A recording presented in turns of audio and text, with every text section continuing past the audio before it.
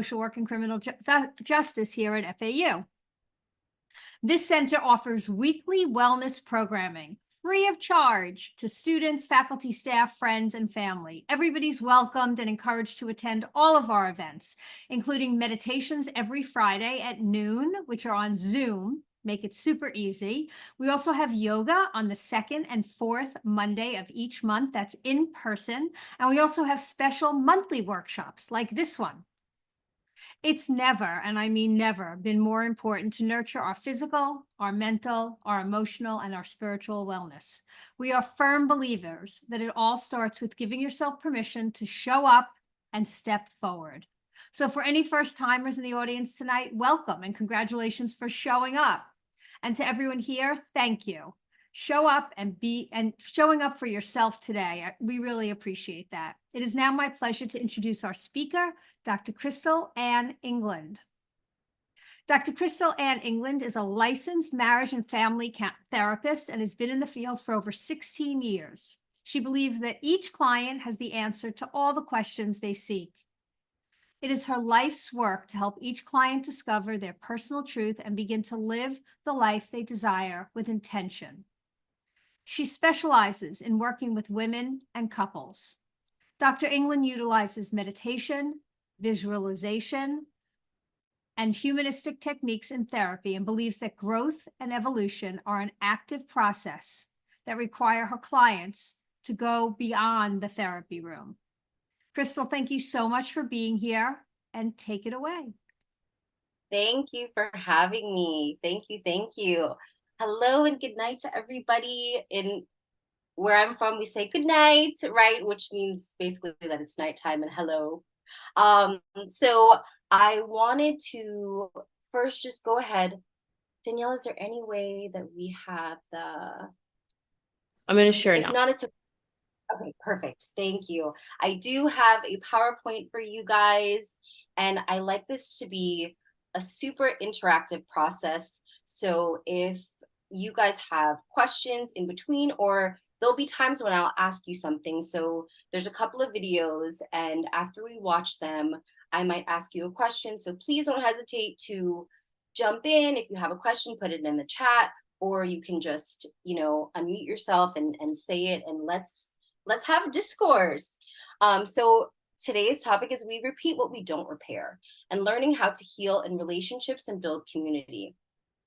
So when we talk about repeating, when I say that word, what comes to mind? Can anyone just throw some things out there? Like when you hear the word repeat, what's like the first word that comes to mind? Oftentimes I think of, and I don't know if this is maybe what you're thinking. Okay, again, yes, but maybe also like patterns. Yes, cycles. Patterns, habits. Exactly. Stuck in the same, right? That cycle, round and around we go, over and over.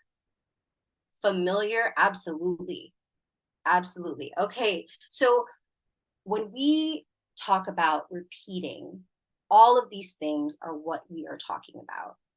And so if we are not actively repairing, then we are, whether or not we like it, sometimes we don't like to say this because we feel called out. If you're not actively repairing, you are repeating, but kind of by choice, by not repairing, right? So today I want to talk about how can we begin to recognize maybe some of the patterns that we are repeating within our relationships, our interpersonal relationships with other people, but also with ourselves, and how we can begin to recognize those different patterns and begin to heal, and how our community plays a vital role in that healing. Danielle, thank you. Thank you. Okay, so the first thing that sorry, is this the one? Yeah. The first thing I want to talk about is, how do we know that we have stuff even that we're repeating? Oftentimes, those things or those behaviors or those maybe thoughts that are repeating oftentimes show up if we pay attention to our triggers. right? So what is a trigger? Where do triggers come from? What are the symptoms of being triggered? And how can you transform your triggers? So this is a perfect time of the year when lots of triggers surface, right? It's the time of the year when it's the holidays, when we are meeting with our family and friends, maybe that we may not see that often during the year, but during this time of the year, we make like a special effort to make sure that we're spending time with our family, spending time with our friends. And this is the time that a lot of triggers can be come up to the surface. So let's start by talking about what is a trigger? What is that? Anybody have any guesses? What's a trigger? When we say this word, what are we talking about?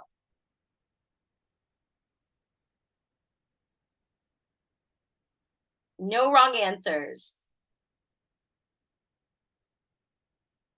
Okay, something that sets you off. Absolutely. A situation, event that can create a, let's see, absolute visceral response. Remembrance. Yes. Yes. Okay, all of these things. Danielle, can we go to the next one, please? Thank you. Awesome. So this is the, I guess, textbook definition of what a trigger is. I'm not going to read it to you, but you guys can read it because I'm going to actually play a little video. So essentially a trigger, the way that I like to view a trigger is an opportunity to heal. A trigger is literally the mirror being held to your face to say, look, this is a part of you that's not healed yet. We need to heal this. How do we heal this, right? And so if we begin to look at a trigger as an opportunity to heal, that then gives us permission to look at it in a softer way. And so Danielle, if you go where the word trigger is, you can touch it and it should bring up a, there we go. Oh no, it won't let you do it. Is it because you're on the school computer? I'm not sure. Okay. I think I can try from my screen. Okay. Okay, let me try to get back. Hold on. Okay. All right, I think I can.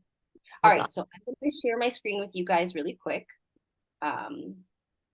And I'm going to show, oh, no, I can't. Okay, Danielle, I'm going to send this video to you really quickly. It's a video? Yes, it's a video.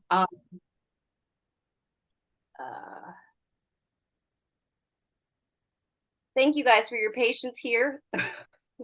All right, 1 second.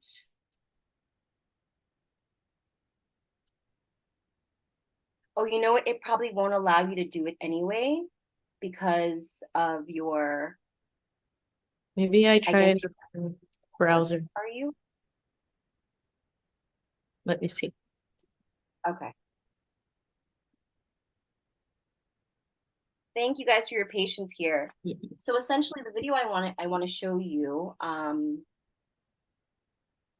here, let me stop sharing my screen with you because it's not working.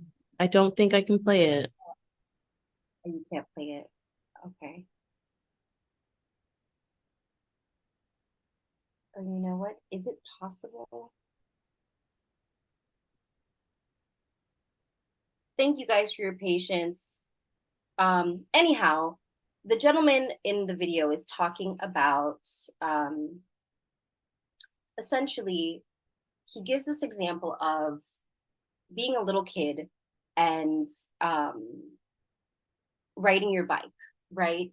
And all of a sudden you are going down a hill and you fall off of your bike, but there happens to be a bunch of people around. Your bike is all mangled and all of the people that see you, they start laughing and pointing. And so then now, maybe a week or two goes by and you go into your garage to get something for your mom and you see your bike and that mangled up bike tire triggers you back to that feeling of shame the very exact feeling that you felt that day when you crashed and everybody was laughing and pointing. And what does this tell us? This tells us that clearly you haven't been able to heal from that situation. That's a touchy spot still, that at the slightest reminder of that moment, you're catapulted back to that shame. And so what do you think might happen to that little kid in the future?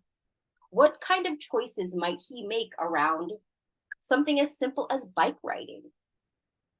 What do you guys think? So given this scenario, you fall off your bike, you feel shame, avoidance, absolutely, because we don't want to feel that again, right? Less adventure, absolutely.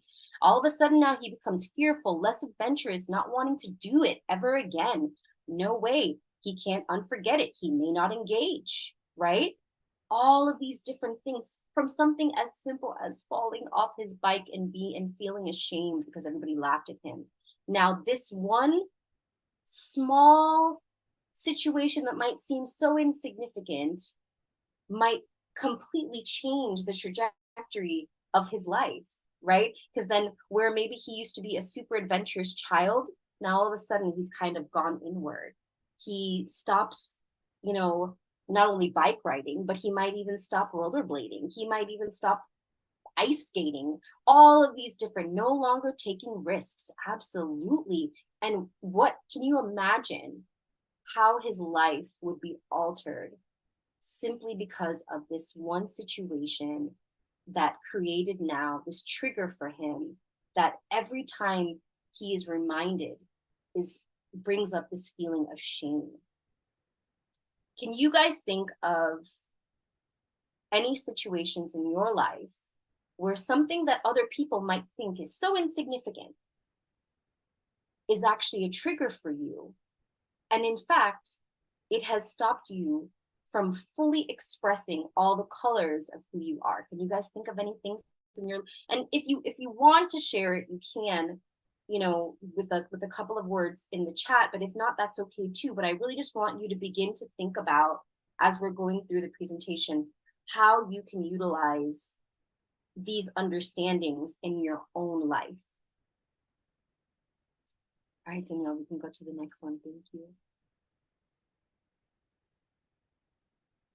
So like someone said earlier, avoidance, right? Avoiding your triggers is not healing. Healing happens when we're triggered and you move through the pain, the pattern, and the story, and you begin to walk your way to a different ending.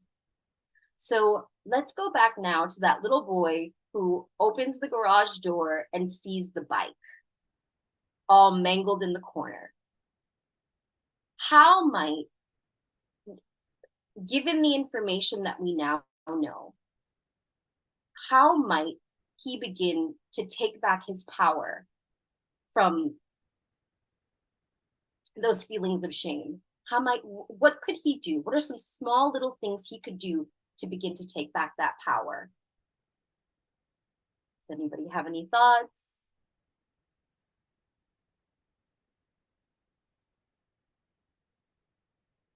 Breath work, absolutely.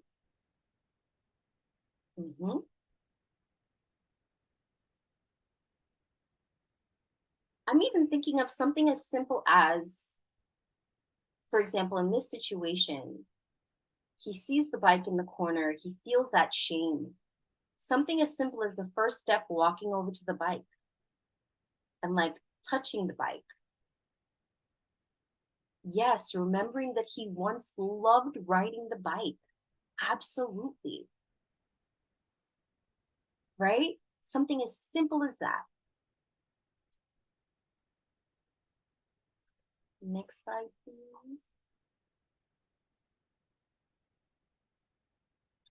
Practice feeling comfort around the bike. Absolutely.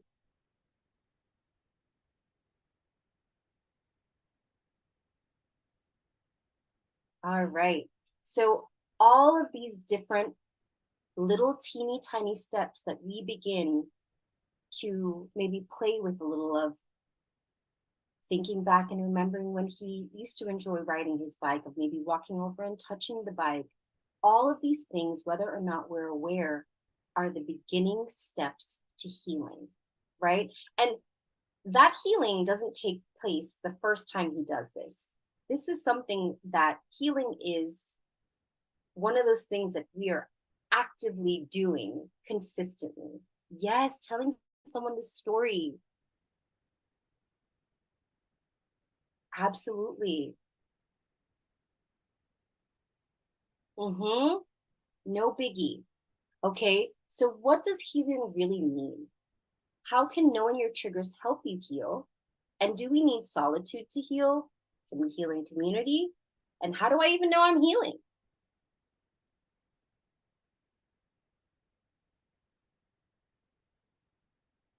All right, so I had another video for you guys, but I'm not sure if this one. I don't know. Did we roll the dice and see what we get? I can. So this one you can actually copy and paste into your browser. I don't know if that's Okay, let me stop share first and then okay. yeah. Okay. Thank you guys for your patience. By the way, I know it's the technicalities of all these things sometimes get a little tricky. So I appreciate you guys being patient.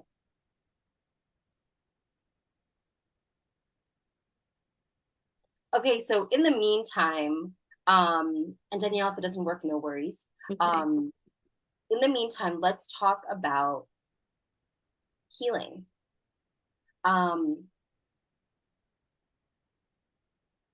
What does healing look like to you guys?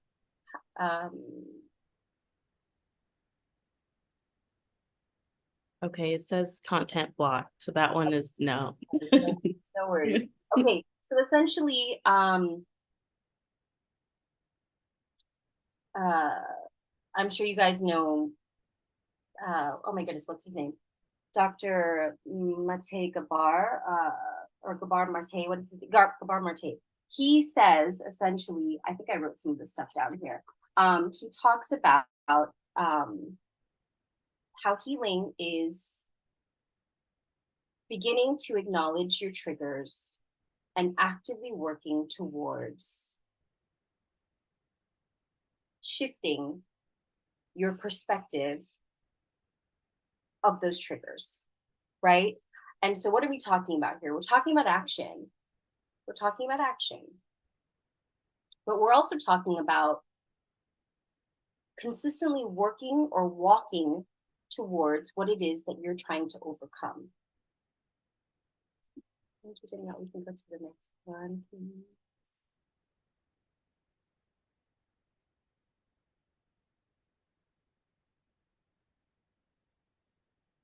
Are you there, Danielle? Oh, there we go. Thank you. Thank you. Okay, so the path to healing. So these are the first three kind of, I don't want to say steps because it's not quite steps, but kind of like the first three things that we have to acknowledge as we walk towards healing. So something oftentimes that I will have my clients think about is the idea of I'm giving myself permission to feel. So many times I'll have new clients come in and they'll be going over their stories, maybe the first or second therapy session, and I can notice that they're holding back tears. And I will say something like, it's okay, allow yourself to feel all the feels, or allow yourself to let this out, because I can see that you're holding it.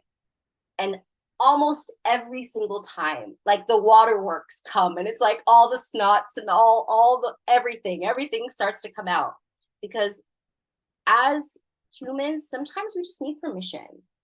And a lot of times we're looking for permission from other people. But the secret is we can give ourselves permission.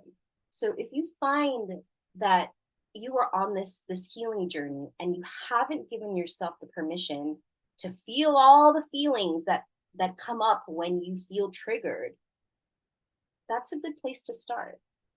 I am allowing myself to feel all the feelings. Part of the next step.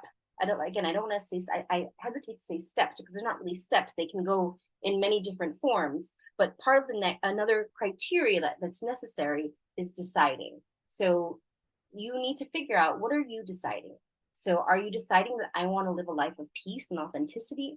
I want to live a life of no more drama. I want to live a life where I can feel good within my relationships and I have people that surround me that honor my boundaries. And that deciding looks different for everybody because what is valued most is different for everyone. But you have to decide, what are you looking to accomplish in your healing? And then the other part of that is managing and the expectation that discomfort will arise. In fact, one of the things I often say is that there is complacency here, discomfort over here, and then growth. So we have to go through discomfort in order to get to growth. It's how you know that you are stretching, right? Think about when you go to the gym. Typically, when you first start going to the gym, you are sore from head to toe. That's how you know, in fact, that you have had a good workout, honey, is if you are sore, you know those muscles are stretching.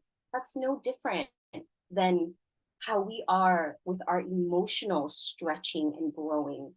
There will be discomfort.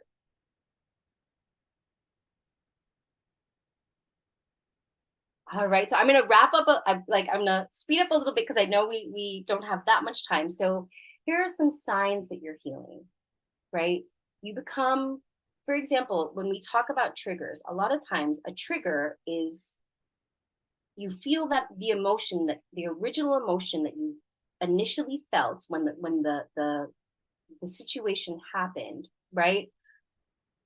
But the situation isn't currently happening. So a lot of times you're reactive, but you know that you're beginning to heal when you become less reactive and you become more observant of other people, but also observant of yourself and how you are reacting. You become less judgmental of yourself, but also of other people. As I mentioned, less reactivity. You begin to have more boundaries. You have less resentments, more clarity, less outer and inner chaos, more peace, less fear, and more faith.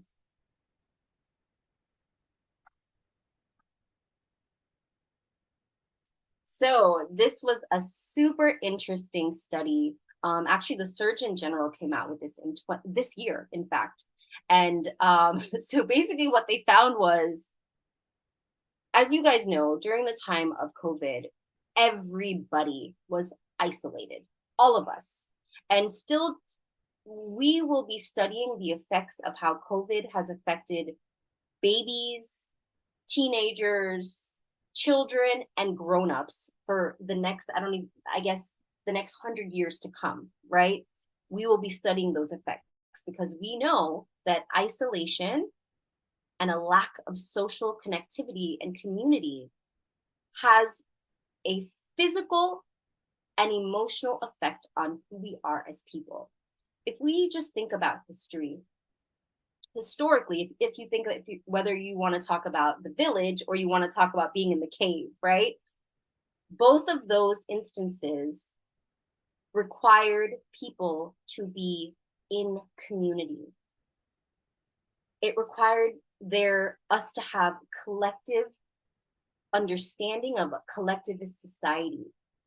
And somewhere along the line, we shifted from that.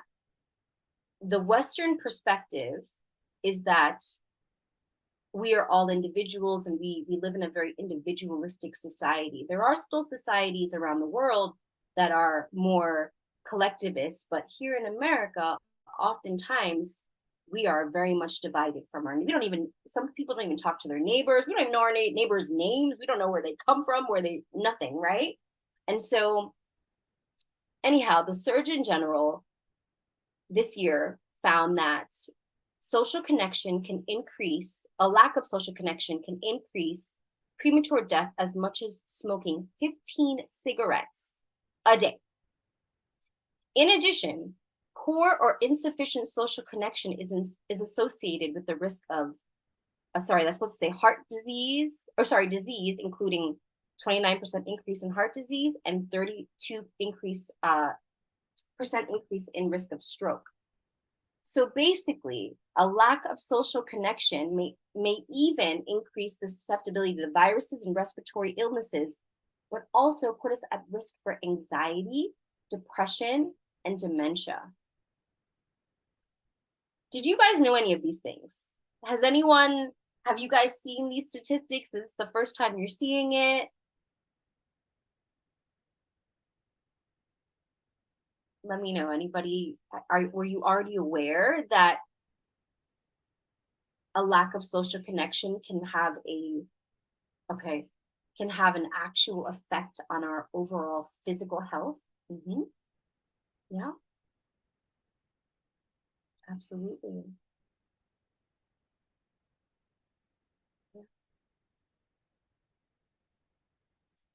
Rarely, if ever, are any of us healed in isolation. Healing is an act of communion. So oftentimes, I always like to think of like the monk, for example. The monk will spend 3 years in the mountains, and every day he's meditating, he takes a vow of silence. He is as peaceful as can be, right? The monk, peaceful. And then the day comes that they say, okay, we're going back into the village. And here comes the monk's mother. And the monk's mother says, you put on weight. What did you do with your hair? You didn't iron your clothes, right? And all this work that the monk has been doing almost feels like it's in vain because he's enraged by all the things that she's saying. Because guess what, guys? As much as we like to think, I hear clients say this all the time. I just broke up and I need to be by myself for a long time, and I just really need to heal. So I need to just be alone. We actually heal in community. It's very, very rare. We can have the ideal healing happens in isolation, but the moment that we come back to all the people in our lives, we realize that we actually haven't healed very much. Because guess what? It is through relationships that we are able to practice being better, that we're able to practice not being triggered, that we're able to practice showing up as our best selves. That happens by us actively participating within relationships. So when the monk's mother says, wow, you've put on weight, it's so good to see you, Mom. Right? Instead of having that reaction of, wow, Mom, I missed you too. That's the first thing you're going to say to me, right? But the only way that can happen is in relationship. You can heal all day long on your own, but it's not until you get with the people that trigger you that you realize that all that healing actually hasn't really happened. So building community. This is why community is so important, because again, we can't heal in isolation. It doesn't fully happen. It happens to an extent, but we can only go so far. We have to look to our communities to do the remainder of that healing. Now, some things to consider. We live, again, in a very capitalistic society where, unfortunately, there are systems that are greater than ourselves that stop us sometimes from building that community, right? The other part of that is, again, the Western ideals that individuality is a lot of times valued way more than collective thinking. And then again, post-COVID, everything changed. Everything has changed. And it's not back to the way it was, and it might not get back there for a long time. So these are just some considerations to think about as you consider how you're going to build your community. So here are steps to think about. The first thing is, what do you like, right? Are you into skating? Or are you into bike riding? Do you like to paint? Do you like to cook? Do you like to candle make? Or are you into making beats or music, right? For the first thing to think about as you're looking to build your community is thinking about, what do you like? The next step, and this is the step that not a lot of people like because this requires you to be, this is a very, what's the word I'm looking for? This is a very triggering word for a lot of people. And the word is vulnerable. You have to put yourself out there and be vulnerable. And a lot of times, trying to build your community and putting yourself out there to be vulnerable, that feels really, really scary. But that is the only way that you can begin to build your community. It's just like dating, right? You're not going to do it by sitting in your house all day unless the UPS guy comes and he happens to be single. But chances are that's not going to happen, right?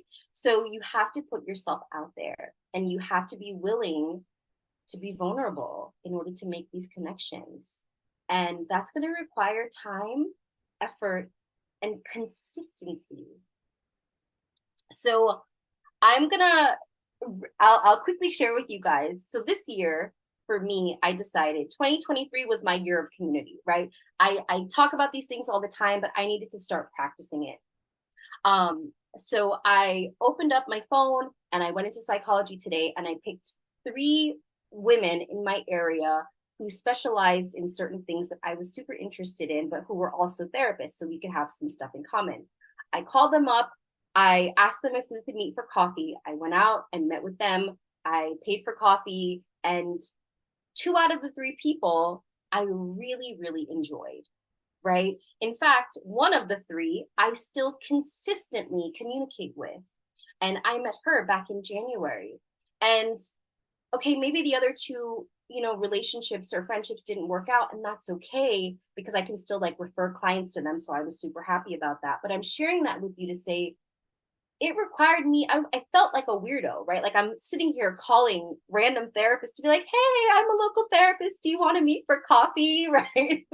And totally putting myself out there. And there was even a moment where I met with, one person. And again, putting yourself out there is like dating sometimes, right? You're not always going to connect with everybody's energy or everybody's aura. And there was one instance where I was like, oh my goodness, how am I going to get out of this? Thank goodness I only said coffee because we have nothing in common and I'm actually ready to go. But it allowed me and encouraged me to push myself to grow because again, how do we grow? We grow within relationships. So I had to advocate for myself and say, it was so great meeting you. I'm so glad, we got a chance to get together today. Yes, I'm going to go. Thank you so much for meeting me. All of these things are encouraging us to stretch and to grow.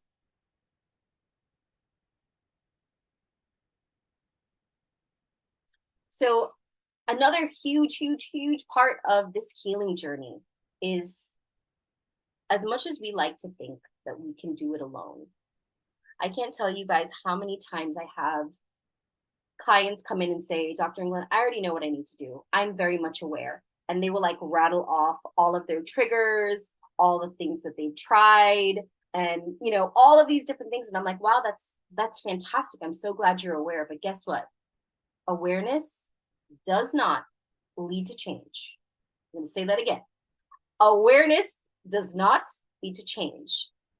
Action and consistency leads to change. And a lot of times, having someone else help us see things from a different perspective can spark that action. Because although a lot of times we might know the things we need to work on, we might know our triggers, we might know all of these different things, maybe have strategies, having the perspective and the expertise of somebody else and the accountability that comes with having a therapist lights that fire for us to be able to really catapult ourselves into healing and into evolution, growth, and change. So I would, obviously I'm a therapist, but so I'm a little bit biased, but I would lovingly invite you all to check out, find a website. Here are a few that I typically use. I'll use Hello Alma. They're really great with helping you find a therapist that accepts your insurance and is a good fit for you. Psychology Today, I'm sure you guys know about that one. Therapy for Black Girls. Also, if you are on a college campus, you can always find your school counselor, or if you have a job, right? You can always use your EAP program. Oftentimes they'll give you anywhere from 8 to 10 sessions, and even some places give you 8 sessions per concern, which technically is endless, right? So I encourage you to find a therapist to help you figure out your goals and to hold you accountable.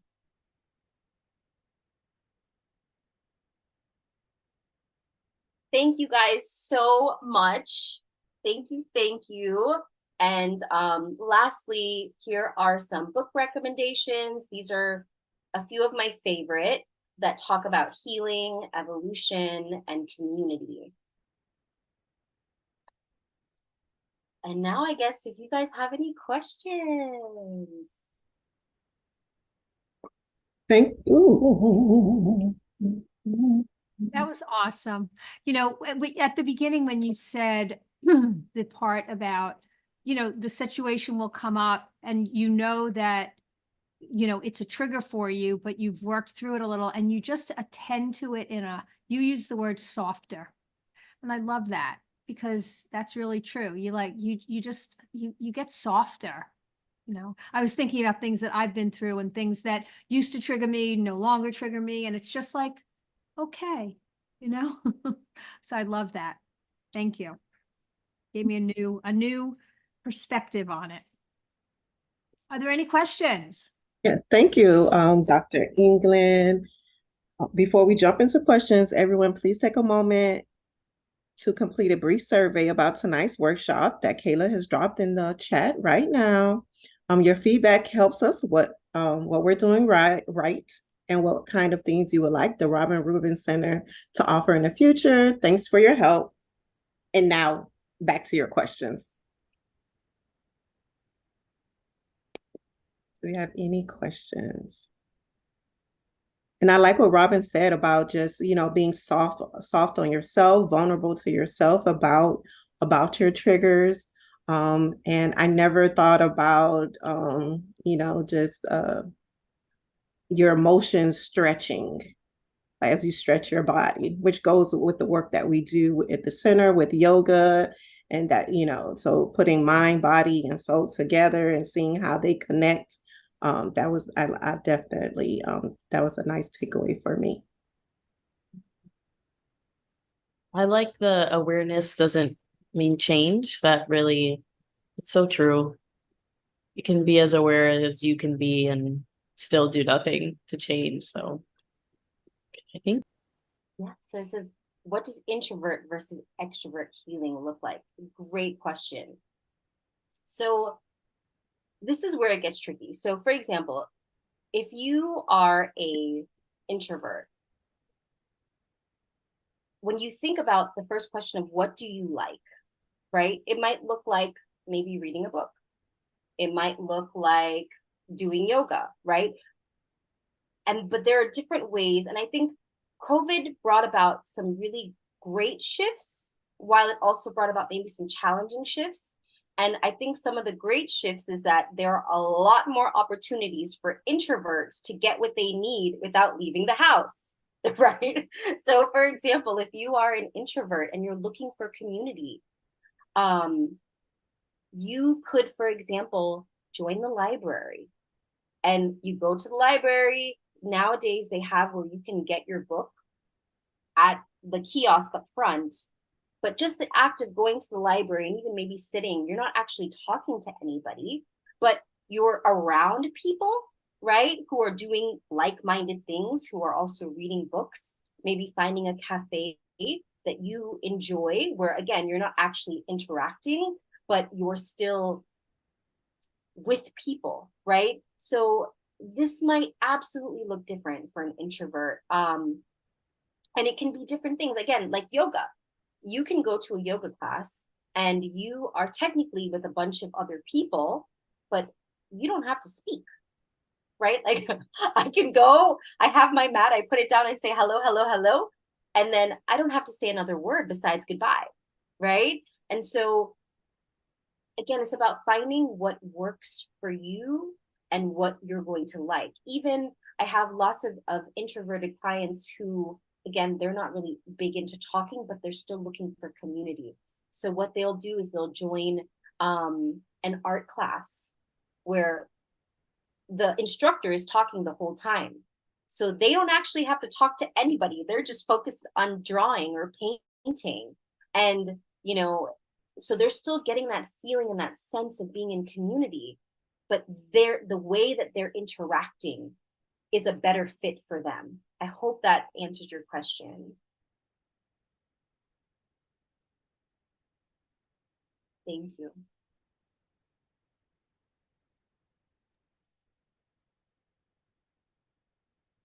So how do you change the behavior that you don't like that you do? Okay, so give me an example.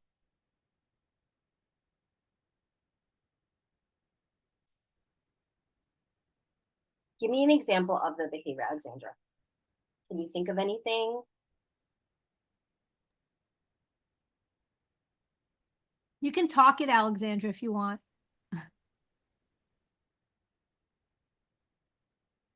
Okay, being over judgmental. Oh, this is a good one. Alexandra, did you talk to the universe? Because sometimes I feel like, you know, you always get, or self-critical. Yes, yes, yes, yes, yes. Okay, so one of the things I always say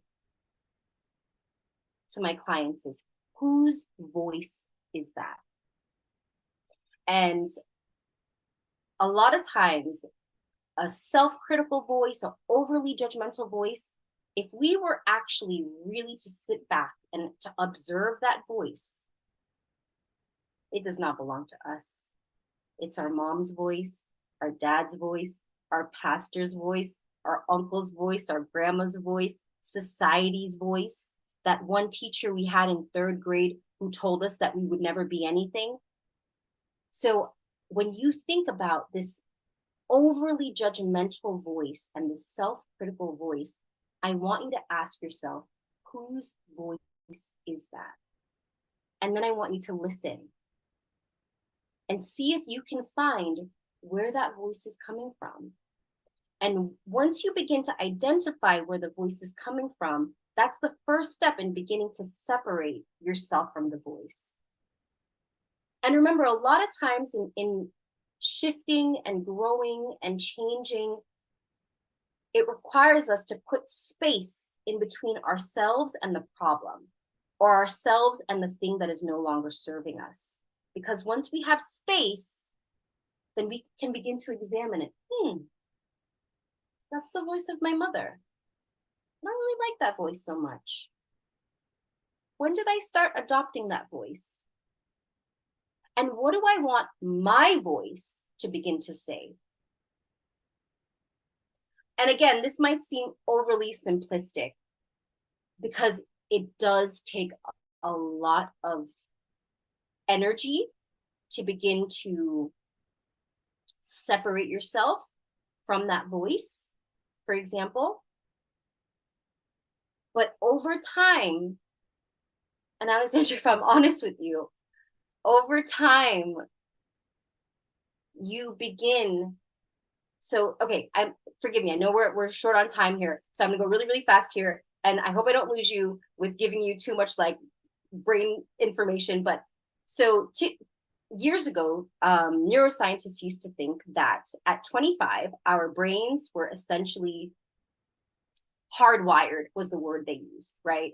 We now know that that is absolutely, positively not true, and that through neuroplasticity, our brains are open and ready to make new connections. But what is required is we have to be intentional about constantly. So again, if we're thinking about something like being overly critical or judgment of ourselves, so that thought comes, I hate my hair. I think about it. No, wait, that's the voice of my mother. What do I feel? I actually really like my hair.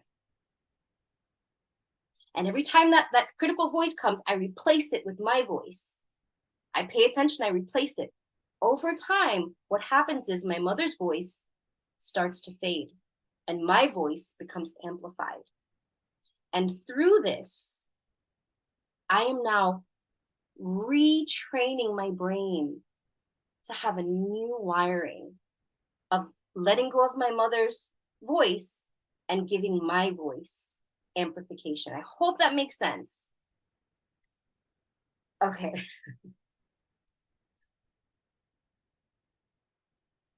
Thank you. Alexandra, actually a really great book I think might be really helpful for you is The Untethered Soul. Oh my goodness. Hands down, I have clients tell me all the time that book has changed their lives, especially when it comes to things like thinking. Oh, do you love it? Yes, it's a great book, Rachel.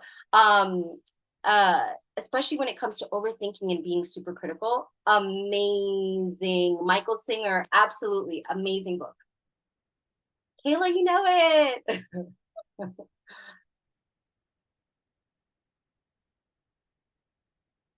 Any other questions?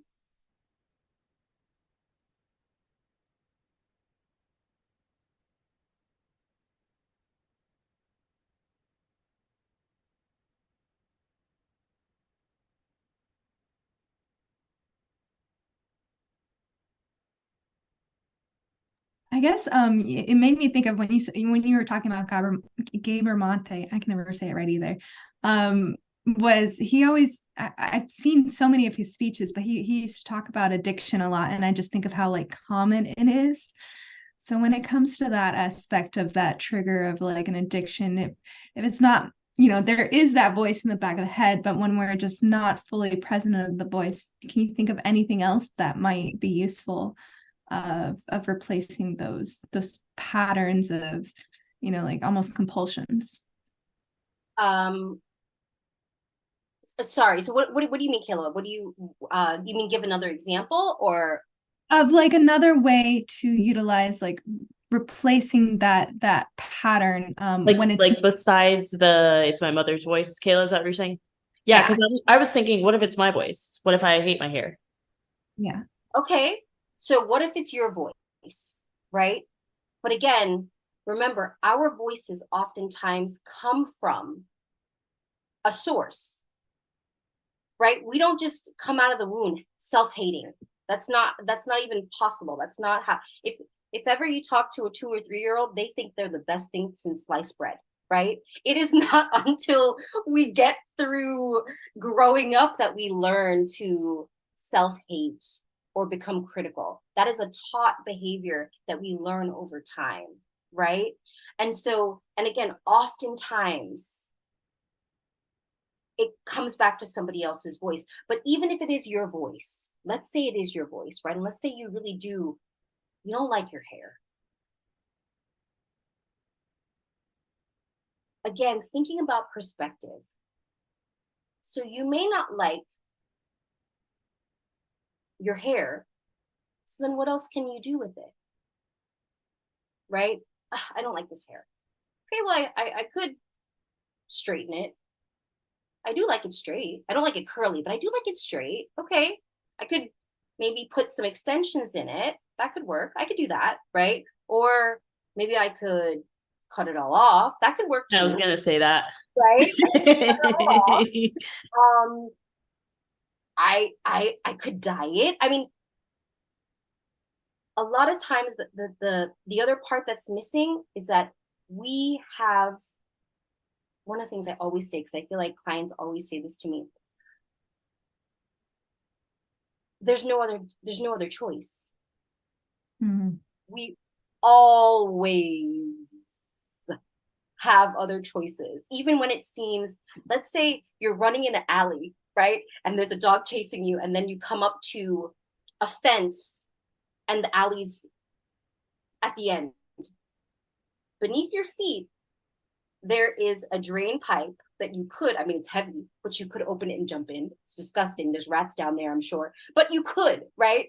Or you can scale the fence. That's probably the better way to go, but you could also fall in. But the point is, there's always, and in the moment, we feel like there's no other way, right? I hate my hair. There's nothing else, which is where it's really important, I think, to have other people. This is where your community comes in, right? Because we don't always see our greatness. And initially someone might say, wow, you know, Chris, I love your hair. Yeah, this whole thing, and then another person says, oh, I love your hair. And I'm like, And then over time, I'm like, you know what? I kind of do like my hair. I guess it doesn't look that bad, right? I guess I kind of do like it. Sometimes people think that this is a bad way to be, that we should not have our self-worth come from the outside. But sometimes it comes first from the outside and then it goes on the inside. Like The loving point is that you through get it. another's- Say that again, Kayla. like when we learn to love ourselves through another's eyes. Yeah. And sometimes we do that in community because a lot of times we don't always see our greatness. But again, in this individualistic society, we're taught that has to come from you. That love needs to come from you. And if it doesn't come from you, then it's not real. No, but it is. The point is, it doesn't matter where it comes from as long as you have it. Right? So whether it's coming from, now, whether it's coming from outside or whether it's coming from inside, once I hold on to it, then it starts to grow. And then I can water it once you've watered it first. I hope that helps. Yeah. Thank you very much. That's Sure. beautiful. Okay, everyone. Unless we have any more questions, we're just about out of time. I want to thank Dr. England for being with us today and teaching us all something new, as well as giving us tools so we can start cultivating strong and meaningful relationships to improve our mental well-being. To everyone in attendance and in the audience, thank you for spending part of your evening with us. I hope you will join us again in January for our New Year Integrative Wellness Series for Mind, Body, and Spirit.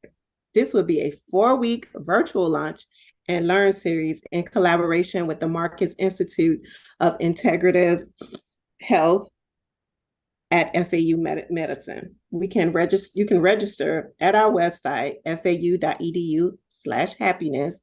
And while you're there, remember to register for this Friday's meditation at noon.